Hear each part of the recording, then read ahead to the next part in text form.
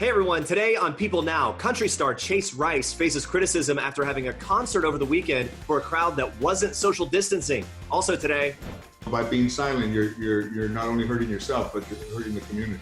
George Lopez getting real about how the Latinx community can stand in solidarity with protesters. An episode of Golden Girls joins a growing list of shows being removed from streaming services for Blackface. We have details. The Beehive is buzzing. Beyoncé bringing a new series to Disney+. We'll tell you all about it. And yeah, ding dong. mystery solved. We now know Will Ferrell's go-to happy song. All that and more. Straight ahead today on People Now. Let's go.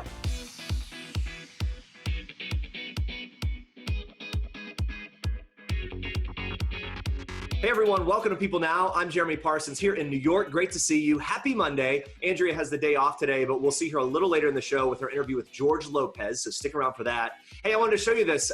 So a few weeks ago, we featured a guy on the show named Jeff Smith who was making face guards, like plastic face guards, with his 3D printer at home. He was doing it for healthcare workers, and he sent me this, a People Now logo that he just took it upon himself to make with his 3D printer. So it's like this plastic rendition of our logo. How cool is that?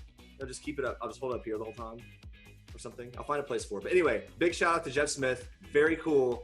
Thank you so much. Guys, there's a lot to get to today. Here's what you need to know and what's trending. We begin with Chase Rice, country singer who was in some hot water after performing a concert over the weekend for a crowd that appeared to not be social distancing or wearing any face coverings. Rice went ahead with his concert at Brushy Mountain State Penitentiary in Tennessee. It was on Saturday, despite a number of states, including Tennessee, experiencing spikes in coronavirus cases. Fellow country artist Kelsey Ballerini reacted to footage of that concert taken by Chase himself from the stage, captured by a fan on Twitter.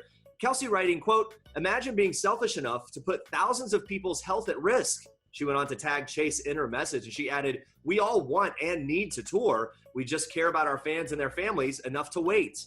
A rep for Chase Rice had no comment, while a spokesperson for the venue made a statement to People, saying in part, all local requirements were abided by for the event and numerous precautions were taken. According to that spokesperson, there were less than 1,000 concert goers at the outdoor setting.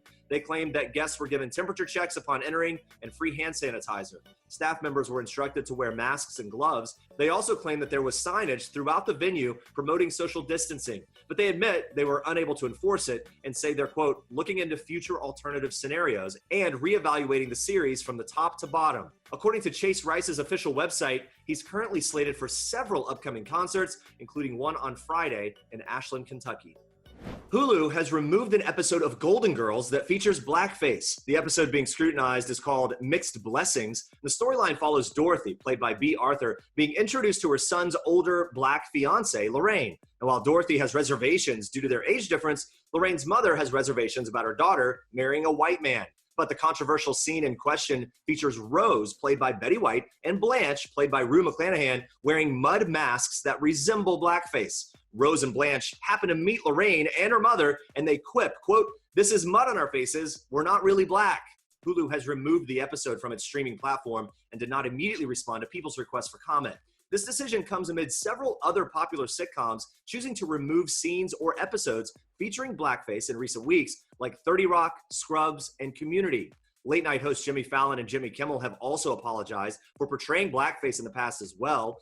To help combat systemic racism, you can consider donating to or learning from some of these organizations. Campaign Zero, which works to end police brutality in America through research-proven strategies. Color of Change works to make the government more responsive to racial disparities. And National Care's mentoring movement provides social and academic support to help Black youth succeed in college and beyond. The formative years of all-star athlete and activist Colin Kaepernick are headed to our TV screens. Director and producer Ava DuVernay is currently working on a new limited Netflix series inspired by Kaepernick's high school years. The 6-episode series, Colin in Black and White, will give viewers a look into how Kaepernick became the man he is today. The show will follow him in his adolescence as a black kid, growing up with a white adopted family, all the way to his journey to become a quarterback and his path to self-identity. Michael Starbury, who worked with DuVernay on the critically acclaimed Netflix series When They See Us, will write and executive produce the show, while Kaepernick himself will narrate. The idea for the series was originally conceived in 2019, and writing was recently finished back in May. According to DuVernay, she couldn't be happier to tell Kaepernick's story. In a press release for the show, she says this: Colin's story has much to say about identity, sports, and the enduring spirit of protest and resilience. Kaepernick shared his excitement for the series as well, saying, quote, "Too often we see race and black stories portrayed through a white lens." He added that he hopes to give new perspective to the differing realities that black people face and explore the racial conflicts that he faced as an adopted black man in a white community. But Kaepernick and DuVernay aren't the only ones with an exciting new project in the works today. Watch this. Who are you? Yes, Beyoncé is writing, directing, and executive producing a visual album called Black is King, which highlights the beauty of tradition and black excellence. The film is based on the musical album The Lion King, The Gift, and comes 1 year after the cinematic remake of Disney's The Lion King, which hit theaters in July 2019. According to the visual album's press release, the film reimagines the lessons of The Lion King and will follow the voyages of black families throughout time with a story about a young king's transcendent journey through betrayal, love, and self-identity. It's set to release on Disney Plus on July 31st, so check it out. Rob Kardashian was all smiles at his older sister Khloe Kardashian's family-only 36th birthday party. On Saturday, the Kardashian-Jenner crew gathered for the occasion, and Rob can be seen smiling in pictures posted by the fam. Rob posted one of the photos to his Instagram, in which he's posing with his sister Kourtney. He jokingly wrote in the caption, "Sweet 16, woo!" That's how I think it sounded. Their mother, Kris Jenner, posted the same photo on her Instagram. She wrote, "These two cuties." Kris documented the festivities, even capturing this great photo of 4 of her kids clowning around together. You got Rob, Khloe, Kendall, and Kylie. Just Kourtney and Kim were missing. In the pic, the siblings are having fun in front of a pink-themed dessert table as Kendall dances and the youngest, Kylie, snacks on a treat. Now on Twitter, Khloe explained that the celebration was limited to just family amid the ongoing coronavirus pandemic, writing in part, "We just aren't comfortable being around too many people." And she went on to add, "I wanted to thank you all for sending me so many beautiful and kind wishes. I love you very much." All right, stay with us. We're talking with George Lopez about his first ever Netflix comedy special, George Lopez Will Do It for Half. Plus, actress Morena Baccarin is revealing what she knows about her involvement in the 3rd Deadpool movie. Stick around. All right, guys, if you've exhausted your what to watch list during social distancing, don't worry. We've got a few new films that you can add to that list. Take a look. Hello. You chose this place, not me. You sent me the link. I absolutely did not. You sent it to me. Somebody wrote in my journal. Do you like it here? No. Do you? I hate it. Kevin Bacon stars alongside Amanda Seyfried in this thriller, You Should Have Left. It's streaming now. He opened up to entertainment reporter Rachel Smith all about why this film is perfect to watch at home. We were always planning on it being a good movie for video on demand. The pandemic hit, and gosh, we never would have ever imagined that this would be the way that people would be seeing this content. I really loved and cut my teeth on and grew up with going out to the movie theaters, and I can't wait for the day when we're going to actually be able to do that again. In the meantime, if you take a movie like You Should Have Left and you handle it in the right way at home, which with my recommendation is to wait till it gets dark and then turn out the lights and turn up the sound and put your cell phone on vibrate and just go for the ride. Daddy, because you're old, you'll die before mommy, right? Hey, not that old. This movie is so good. There's so many great moments.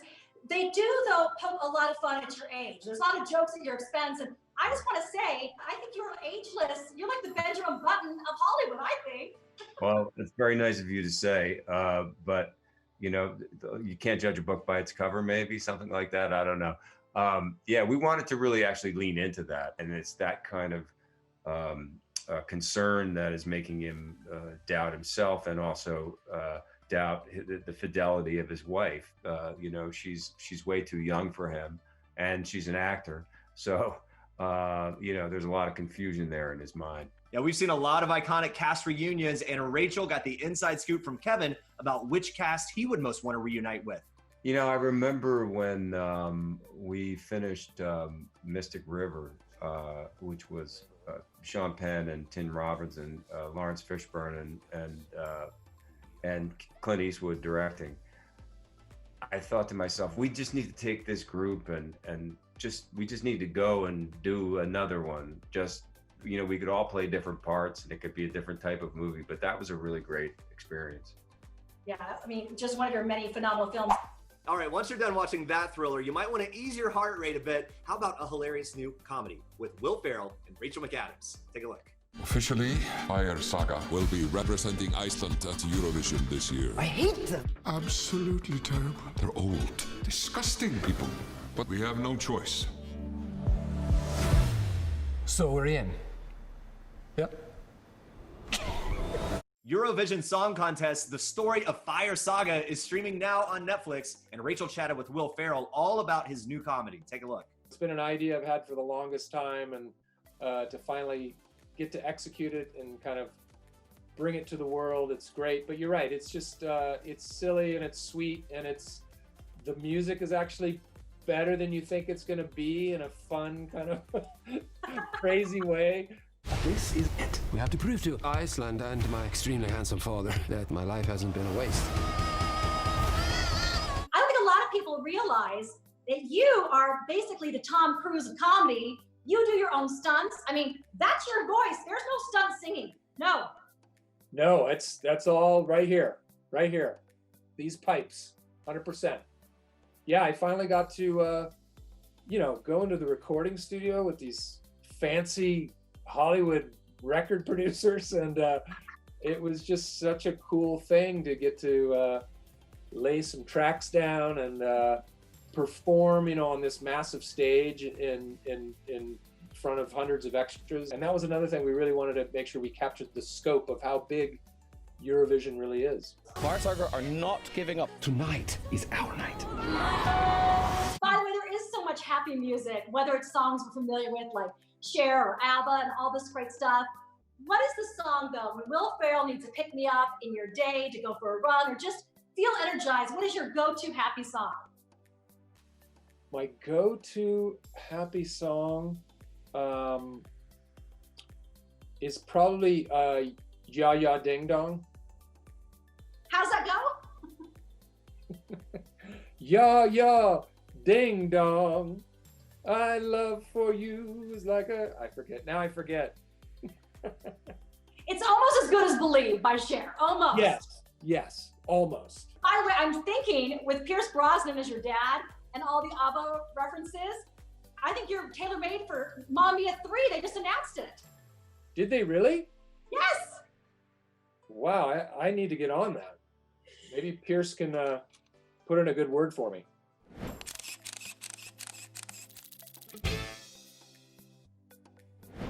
If you're looking for sympathy, you're not gonna find it in the Latino community. You could be crying. I go, what's the matter with you? That doctor. That doctor told me that I have cancer. You're like, whoo! What's the matter with you? I thought you were gonna tell me that I had it. George Lopez, Will Do It for Half, is the comedian's first ever special for Netflix. And Andrea caught up with George. He shared what went into making that special. Plus, he opened up about his recent comments about Latinx celebrities needing to speak up about the Black Lives Matter movement, some of the challenges and milestones in his career, including the impact Sandra Bullock had on him. All that and much more. Take a look. You've done so much in your career. You've had previous specials, but it's your first Netflix special. Was there any extra anxiety or excitement about getting this Netflix boost and having so many people be able to stream it? Netflix and chill and Netflix globally is maybe the biggest, I think the biggest special that I've done. So it did have some anxiety because it's the first one that wasn't live, but we approached it the same way I would approach the live ones. When you were working out material before the special on the road, were there any bits or topics that you loved, but they didn't make the cut? Maybe audiences didn't react to it well? Well, you know, this one is almost where it's the first one where I've created an alter ego for myself. The uncle character is me as my alter ego. So, you know, I didn't want to go anywhere that was as political as the wall was that I did at the Kennedy Center. So I would say that I veered away from political material because I had already done it, and everybody's kind of done it, and it wasn't new to anyone. And as I would do it on the road, I would just see people snicker. So clearly there was this us, them situation in the clubs. I thought it changed the atmosphere, which, you know, in my 41 years of doing stand-up, I've never seen a time where your material could divide a room as fast as it has these last 4 years. Press release for the special said it's an exploration of race, politics, and life lessons to be learned from the Latino community, especially the elders. So what would you say is one of the biggest life lessons that you've learned? You know, my grandfather really didn't give me, first of all, he wasn't my biological grandfather, and he never had any kids of his own. But he taught me from the age of 6, because I remember saying, I'm 6, to be a man of your word. And if you say something, then be that. And don't be about telling somebody one thing and then not being a person of your word. And we had a very fractured relationship, not a very close relationship. And I remember I played baseball when I graduated from high school on a Sunday league, and a guy that I had known since 7th grade missed a fly ball, and we lost, and he was out there just crumbled in the outfield as everybody was celebrating from the other team. And my grandfather, who I never would have suspected to say this, said, why don't you go over there and be with your friend? You look at it, he's having a hard time. I never really thought that he would ever say that to me. And when I went over there, I didn't know what to say to him. But then you just say, you know what, man, come on, let's go. We lost, it's over.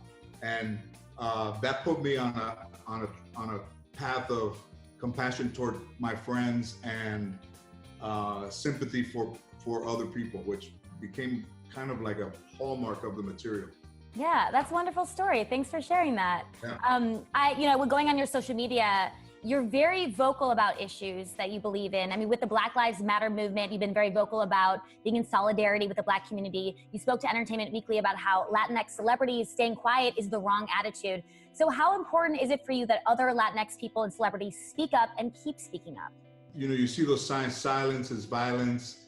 And, you know, it eventually is gonna be us. Nobody's going to not be affected by brutality or by police. I had a friend of mine who I thought about very emotionally, Kenny Ramirez, who I grew up with, I knew him my whole life, and he was shot by a police officer unarmed in front of his house in a mistaken identity. So when I would say to the Latinx is, you know, Hollywood isn't able to love you back. And there's people that being in this business means everything to them, to the point where you would reject your own identity, reject your own background, change your name, change your personality, create a whole brand new personality for yourself. And while violence is going on in the streets, you're posting pictures of a cookout at your house and saying, you know, Sunday vibes. So, you know, I think the truth is bolder than anything that anybody could create. So what I would say to them is, you know, by being silent, you're not only hurting yourself, but you're hurting the community. You also posted in May that you're partnering with New York City Together to help create new opportunities for Black and Latino kids. Can you tell us a little bit more about your partnership with them and how it's been going?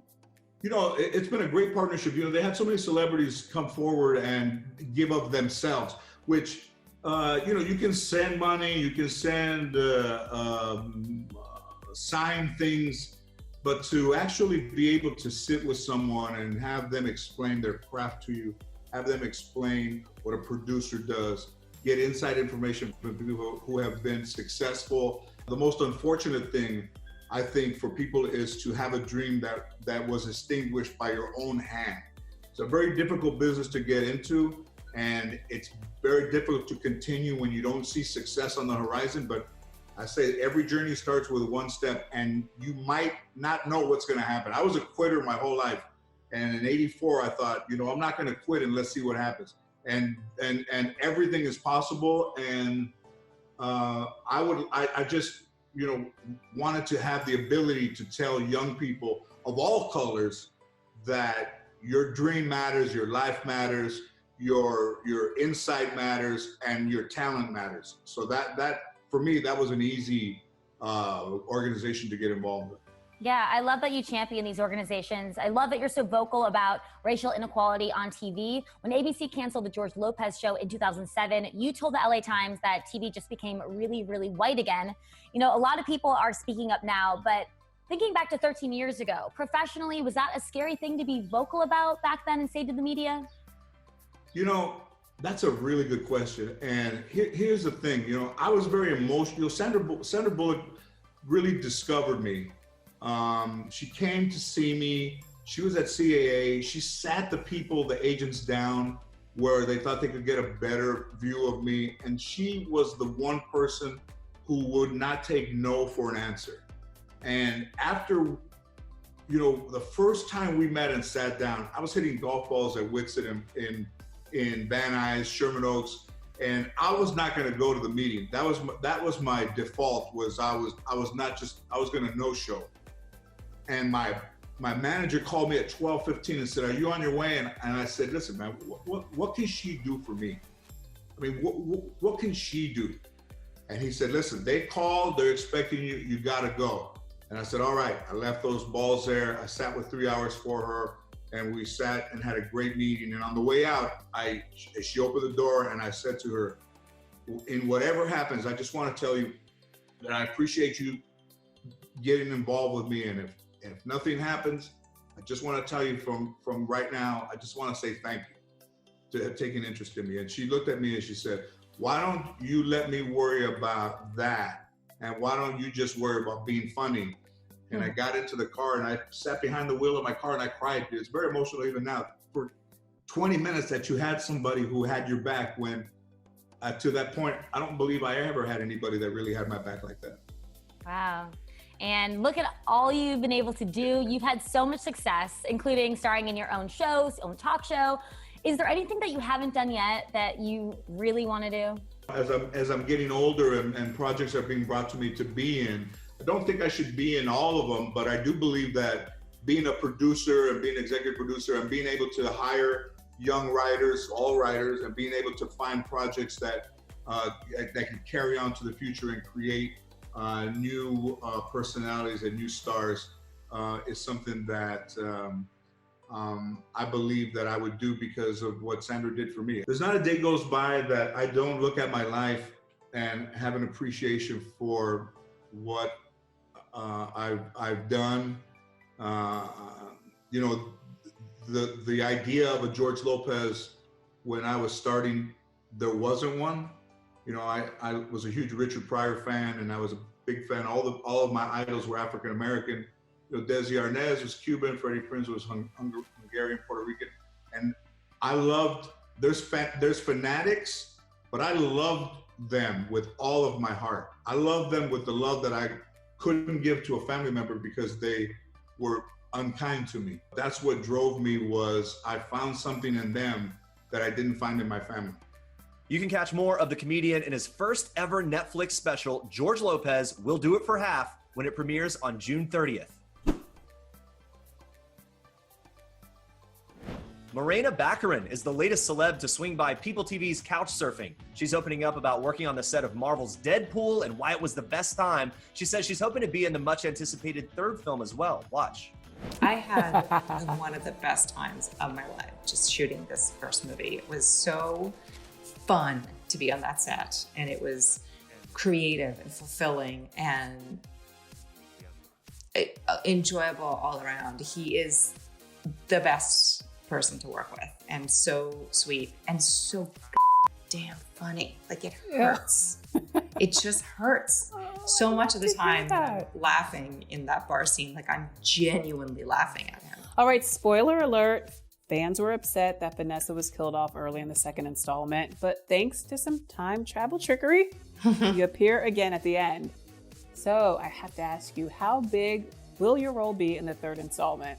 I have no idea. Apparently they're still writing it. I genuinely don't know. I have not been asked or approached, or, you know, there's been no conversations yet. So I am awaiting with bated breath.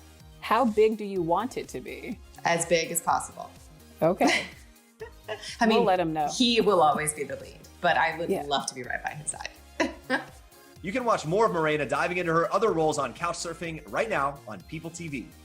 All right, coming up tomorrow, Kristen Chenoweth and Ty Herndon join us to share everything you need to know about this year's annual Concert for Love and Acceptance. It benefits the LGBTQ community. Plus, Real Housewives of Atlanta star Phaedra Parks is taking her new relationship to marriage boot camp, hip hop edition. She's going to tell us more all about that. Thanks for watching, everyone. We'll see you back here tomorrow.